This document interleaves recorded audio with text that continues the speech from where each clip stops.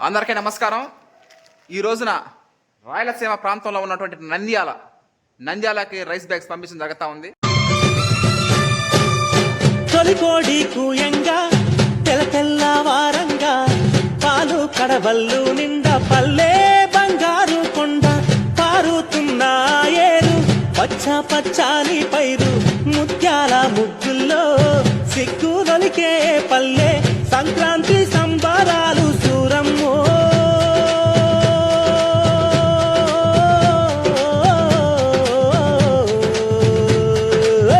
అంబారాన్ని తాకే చూడమ్మో, అంబారాన్ని తాకే